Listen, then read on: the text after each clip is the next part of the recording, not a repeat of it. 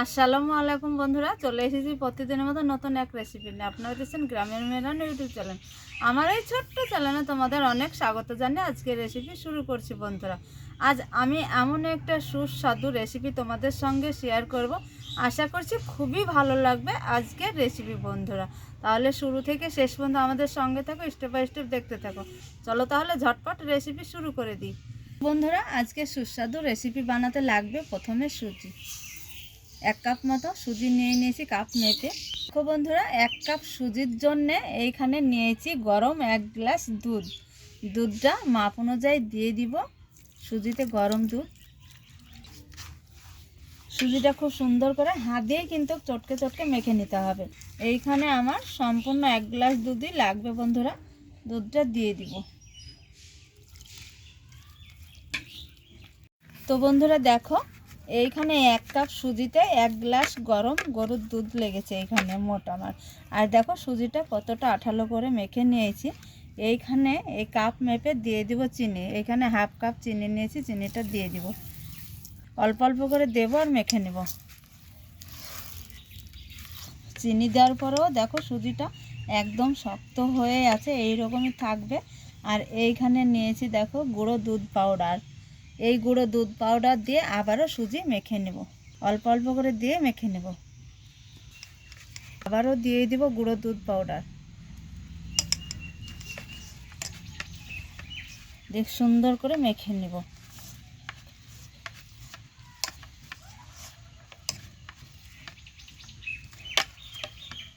সুন্দর করে মেখে নিয়েছি। আর এইরকমভাবে মেখে নিতে হবে। এই যে তোমাদের দেখাচ্ছে, এইরকমভাবে মেখে নিতে হবে। এবার আমি 10 মিনিটের জন্য ঢাকা দিয়ে রেখে দিব রেস্টে। খুব ভালো হয়, খাবারটা খেতে ভালো লাগবে। ঢাকা দিয়ে রেখে দিলাম। সুন্দর করে গরম করে নিয়েছি, এইখানে দিয়ে দিব। এবার এক এক করে এই যে হাতে জল মাখিয়ে নিয়েছি। হাতে একটু করে জল নিয়েছি আর এই যে একটু করে ব্যাটার নিয়েছি। এইভাবে একটু করে দিয়ে দিব।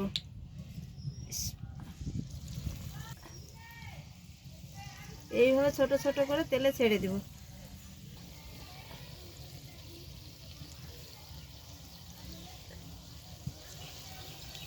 এইভাবে হালকা করে একটু করে ভেজে নিতে হবে। একটু বেশি ভাজা হয়েছে, এইভাবে ভেজে ভেজে তুলে নিতে হবে বন্ধুরা। দেখো বড়াগুলো কত সুন্দর করে ভেজে নিয়েছি। এইভাবে সবগুলো ভেজে নিব। দেখো বন্ধুরা কতটা ফুলেছে আর নরম হয়েছে, দেখতে দারুণ লাগে। কড়াইতে 1 লিটার গরুর দুধ দিয়ে দিয়েছি। দুধটা কিন্তু খুব ভালো করে ফুটিয়ে নিয়েছি।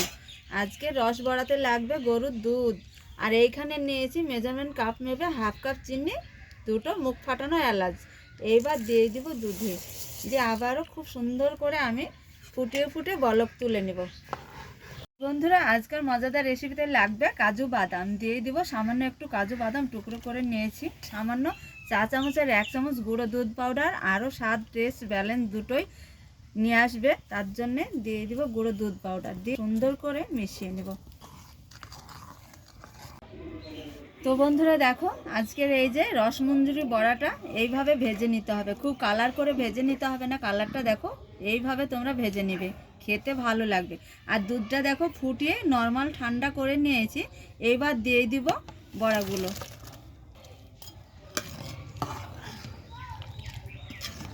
মিশিয়ে নিব আর চুলার আঁচে একটু বসে রেখে দিব 5 মিনিটের জন্যে।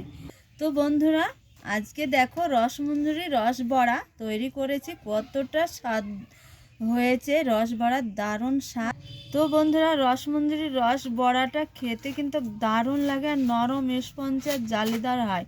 দেখো দেখে কতটা লোভনীয় আর অল্প কিছু উপকরণ দিয়ে হয়ে যায় বন্ধুরা। নরম স্পঞ্জে আর জালিদার হয়। ভেঙেও তোমাদের দেখায়, এই যে দেখেই বুঝতে পারছো যে কতটা সুন্দর আর রসালো আর স্পঞ্জি হয় বন্ধুরা। রসালুও একবার যদি খায় তো প্রত্যেকে বায়না করবে এই রসমঞ্জুরি রস বড়ার জন্যে। আর এই শীতের সময় এটা খেতে খুবই ভালো লাগে বন্ধুরা। আজকের রেসিপি এই পর্যন্ত, এইখানে শেষ করছি। আজকের রেসিপি তোমাদের কেমন লেগেছে অবশ্যই একটা লাইক কমেন্ট শেয়ার করবে। আর চ্যানেলটা সাবস্ক্রাইব করে পাশে থাকবে। আর ভিডিওটা অনেক অনেক করে শেয়ার করবে। তাহলে রেসিপি এই পর্যন্ত শেষ করছি। পরবর্তী ভিডিও নিয়ে তোমাদের সঙ্গে দেখা হচ্ছে। তোমাদের টাটা।